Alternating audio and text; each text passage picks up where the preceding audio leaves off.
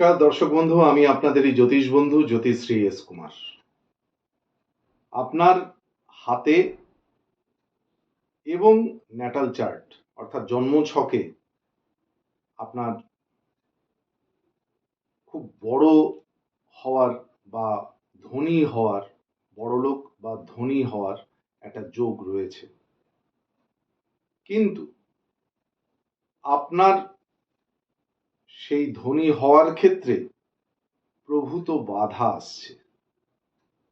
রাহু কোনো কোনো সময় মানুষকে রাজা বানিয়ে দেয়, আবার রাহুই কিন্তু কোনো সময় মানুষকে ভিখারি বানিয়ে দেয়। এই রাহু যদি আপনার ন্যাটাল চার্টে 4th হাউসে থাকে, তাহলে কিন্তু আপনার পড়াশোনাটা 12টা বাজিয়ে দেবে। এমন কিছু বন্ধু বান্ধব জুটবে, সেই বদ সঙ্গে আপনার সর্বনাশ হয়ে যাবে। অর্থাৎ পড়াশোনার ক্ষেত্রে কিন্তু খুব ডিস্টার্ব আসবে। অল্প পড়াশোনার হয়ে তারপরে তার অনেক সময় পড়াশোনা বন্ধ হয়ে যায়, বিভিন্ন সমস্যা আসে, রেজাল্ট কোনোদিন ভালো হয় না। আপনার মেরিট ভালো, কিন্তু রেজাল্ট কোনোদিন ভালো হয় না। রাহু, আপনি ঘুম থেকে উঠেই বিছানা যেরকমই গোটানো থাকলো বা আপনি নেবে চলে গেলেন, বা ঘুম থেকে উঠেই আপনি মোবাইলটা দেখছেন, রাহু কিন্তু আপনাকে পীড়িত করবে। রাহুর ডিস্টারবেন্স বেড়ে যাবে। যাদের রাহুর ডিস্টারবেন্স আছে তারা কিন্তু ওয়াইন ছোঁয়া বারণ। ওয়াইন মানে মদ। তাদের কিন্তু রাহুর প্রকোপটা আরো বেড়ে যায় যদি সে ওয়াইন খায় নিয়মিত। তাকে কিন্তু মানে সবসময় আকর্ষণ করবে ওয়াইন, আরো রাহুর প্রভাব বেড়ে যাবে, ক্ষতির দিকে নিয়ে যাবে। রাহু কি করে? বাইরের ঝুট ঝামেলার মধ্যে জড়িয়ে ফেলে। থানা, পুলিশ, মামলা, মোকদ্দমা,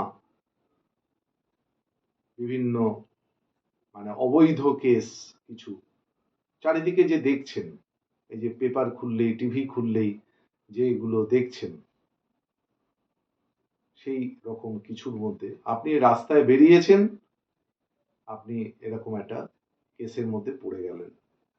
এটা রাহু। আপনার ব্যবহৃত যে জামা কাপড় সেগুলো এদিক ওদিক ছড়িয়ে ছিটিয়ে রয়েছে, সেগুলোকে যথাযথ গুছিয়ে আপনি কখনোই রাখেন না। রাহুতে আপনাকে আক্রান্ত করবে, রাহুর ডিস্টার্ব আসবেই। বিছানায় বসে বসে আপনি খাবার খান, রাহু আপনাকে ডিস্টার্ব করবেই।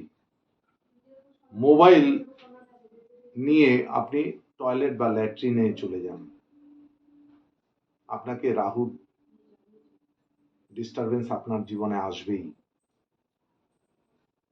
বাথরুম আপনার পরিষ্কার পরিচ্ছন্ন থাকে না,